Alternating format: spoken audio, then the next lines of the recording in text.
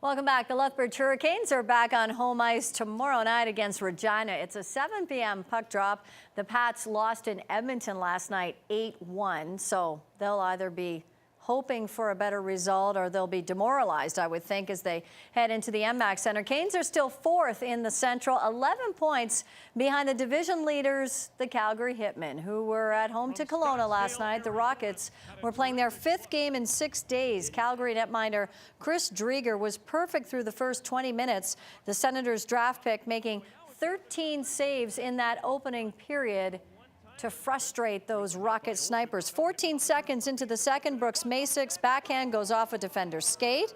1-0 Calgary, and then the highlight from the WHL last night, Kelowna on a 5-on-3 power play. Put it down low, Zach Franco up high, Bell the shot, blocked by Sylvester, another shot, Severson, blocked by Risling, and Risling does one better, he skates it up ice, breaking Sylvester, took the pass, short-handed breakaway, Telenet Nadik, he scores! Cody Sylvester's 20th of the campaign, a short-handed beauty, 2-0 Hitmen. They were 2 men down and they scored. Nicely done. Kelowna never recovered.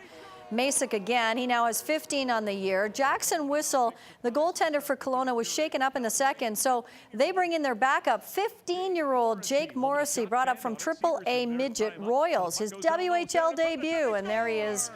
A $1.07 later, giving that up to Elliot Peterson. 4-0 Calgary. Rockets would beat Drieger twice, but fatigue catches up to them as Jake Vertanen puts the backhand upstairs. 6-2 Hitmen the final. They remain 1 point ahead of the Oil Kings for first in the East. In other game last night, the Kootenay Ice losing to Swift Current 4-0.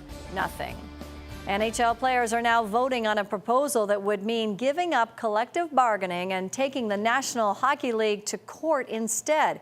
If 2/3 of the players vote to dissolve their union, their representatives could then ask a U.S. federal court to declare the lockout illegal and award damages. Voting will continue until Thursday. This is day 93 of the lockout, so Christmas Eve would be day 100 for those of you keeping track. Canmore was a buzz last week thanks to the Alberta World Cup. The mountain town had been a terrific host for the world's finest Nordic athletes. On Sunday, 2-time Olympian Ivan Babakov and development team athlete Graham Nishikawa skied into the top 15 in the 30-kilometer skiathlon, while Graham's sister Emily was top Canuck in the women's 15K event, finishing 34th. Olympic gold medalist Chandra Crawford finished 46th after a 6th-place finish Saturday in the sprint, and that result gave her 6 top 12 finishes this season, so that's a pre-selection for Sochi, and it qualifies Crawford for the World Championships in Italy this February.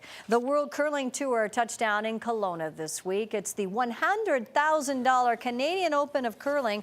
World champion Glenn Howard taking on Brad Jacobs from Northern Ontario. Howard breaks a 1-1 tie in the 7th with a single and then adds another in the 8th due to Jacobs' miss to win the second Grand Slam event on the WCT. CFL fans typically associate the name Kent Austin with the Saskatchewan Roughriders. Well, now he's affiliated with the Hamilton Tiger Cats. Today, the organization announcing Austin as its new head coach and general manager. The former quarterback won 2 Grey Cup rings as a player and another as a head coach with Saskatchewan Jackies. So a great opportunity for him as he returns north of the border. Coming up next, we're going to show you one of the now most photographed young women in the world. The Duchess of Cambridge made her first public appearance.